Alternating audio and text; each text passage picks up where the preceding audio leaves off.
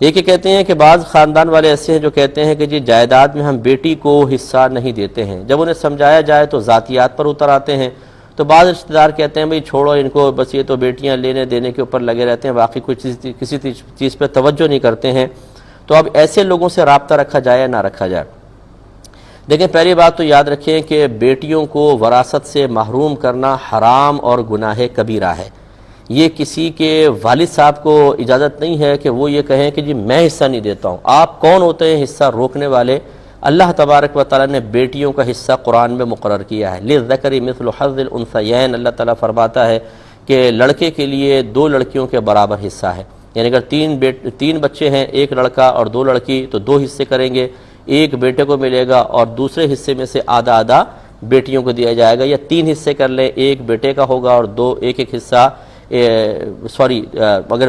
4 حصے کریں گے، 2 حصے لڑکے کے اور 1 حصہ بیٹی کا، یعنی لڑکیوں کو لڑکے کا نصف ملتا ہے۔ لیکن شریعت نے باقاعدہ مقرر کیا، یہ ذوی الفروض میں سے ہیں بیٹیاں، کہ ان کو تو حصہ دینا ہی ہوگا۔ اب جو کہتا ہے کہ ہم نہیں دیں گے، یہ آخرت کے لیے تیار رہے، اتنا شدید عذاب ہوگا کہ یہ اس کو برداشت نہیں کر سکتے ہیں، کیونکہ میرے آقا صلی اللہ علیہ وسلم نے ارشاد فرمایا جو کسی وارث کو اس کی وراثت سے محروم کرے تو اللہ تبارک و تعالیٰ اس کو جنت کی وراثت سے محروم کرے گا۔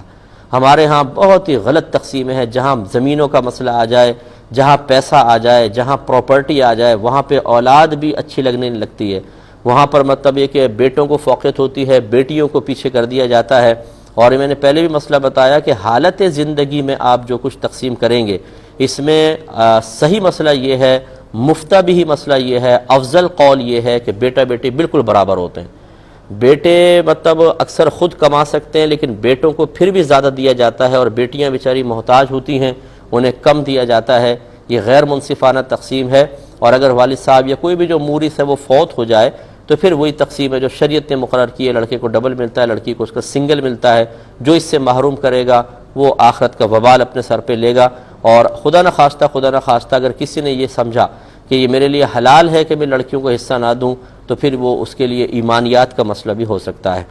یہ کہتی ہیں ایک شخص ہے، وہ پاکٹ سائز ایک قرآن مجید اپنی جیب میں رکھتا ہے، اکثر باوضو رہتا ہے، تو کہیں دکانوں وغیرہ میں بیٹھتا ہے تو قرآن نکال کر تلاوت شروع کر دیتا ہے، تو کبھی بے وضو بھی ہو سکتا ہے، تو کیا حکم شرع ہوگا؟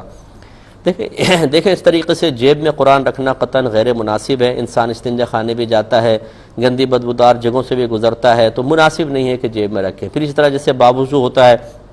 وہ چھوئے گا تو گناہگار ہوگا۔ آج کل بہتر یہی ہے کہ موبائل میں ڈاؤن لوڈ کر لیں اور وہ اپنے پاس رکھیں۔ اس موبائل کے اندر ڈیٹا جو ہے وہ ٹیکسٹ فارم یہ کہ نقوش کی شکل میں نہیں ہوتا ہے، ریز کی شکل میں ہوتا ہے، اور موبائل کی مشینری اس کو متشکل کر کے دکھاتی ہے، لہذا اس میں آسانی یہ ہے کہ اسکرین پر اگر آپ کا ہاتھ بھی لگے گا تو آپ گناہگار نہیں ہوں گے۔ تو اس طرح پاکٹ سائز قرآن مجید نہ رکھا جائے، یہ بہتر ہے، ادب اسی میں ہے۔ ایک ہی کہتے ہیں کہ بعض لوگ ہیں جو کاروبار بھی ٹھیک ہے، ان کا اچھا صحیح طریقے سے کرتے ہیں، یعنی دیانتداری سے کرتے ہیں، دیگر معاملات بھی، لیکن ان کے تجوید وغیرہ ٹھیک نہیں ہے، تلفظ درست نہیں ہے، تو انہوں نے خود اجتہاد کر لیا کہ ہم پوری نماز کو بسم اللہ الرحمن الرحیم کے ساتھ پڑھ لیں گے، تو یہ صحیح ہے کیونکہ تلفظ ہمارے خراب ہے۔ اب جس کے تلفظ خراب ہے اس سے یہ پوچھیں کہ تم بسم اللہ الرحمن الرحیم جو پڑھ رہے ہو یہ کیسے صحیح پڑھ لو گے؟ اس میں بھی ہا نکلتی ہے، بسم اللہ الرحمن الرحیم، تو آپ ہا کو تو نکال ہی نہیں سکتے، تو آپ کی تو بسم اللہ بھی معاذ اللہ ایک طریقے سے غلط آپ پڑھ رہے ہیں، پھر کیا حکم شرع ہوگا؟ تو اس طرح کے اجتہادات یہ شیطانی اجتہادات ہیں، یہ دین ہے، کوئی آپ کی ہنڈیا نہیں ہے کہ جتنا مرضی نمک زیادہ کریں، مرچیں زیادہ کریں، بوٹی سخت رکھیں، نرم رکھیں، شوربہ بڑھا دیں، کم کر دیں، آپ کو اجازت ہے۔ یا آپ کا کاروبار ہے، کسی کو آپ نے سستا سودا دے دیا، کسی کو مہنگا دیا، کسی کو زیادہ رعایت دے دی، کسی کو کم، یہ دین ہے بھائی جان، یہ آپ کی کوئی سپر مارکیٹ نہیں ہے، آپ کی دکان نہیں ہے، آپ کی ذاتی پراپرٹی نہیں ہے،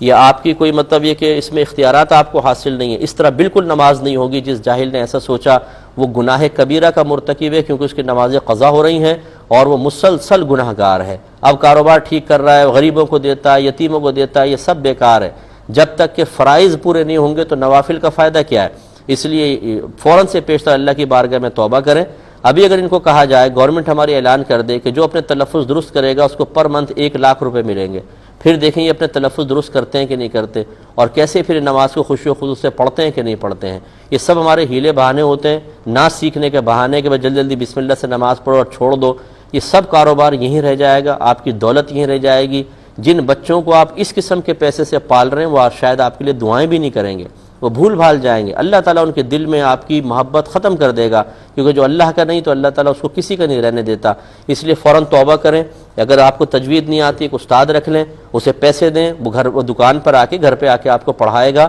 اور اپنی نمازوں کو درست کریں۔ اس طرح بسم اللہ کے ساتھ نماز پڑھنے کا کوئی شرعی تصور نہیں ہے، آپ گناہ گار ہوں گے۔ اور اگر آپ یہ سمجھتے ہیں کہ میرا تلفظ بہت زیادہ خراب ہے تو پھر آپ کو باجماعت نماز پڑھنا فرض ہے، امام کے پیچھے نماز پڑھیں تاکہ وہ امام کی قرات آپ کی قرات ہو جائے گی، اور نوافل وغیرہ سنن جو ہیں اس کے لیے آپ تجوید سیکھنا شروع کریں، اور وہ انفرادی طور پہ آپ پڑھ سکتے ہیں، لیکن نماز جماعت سے پڑھنے کی کوشش کریں تاکہ آپ کو قرات کرنے کا موقع نہ ملے۔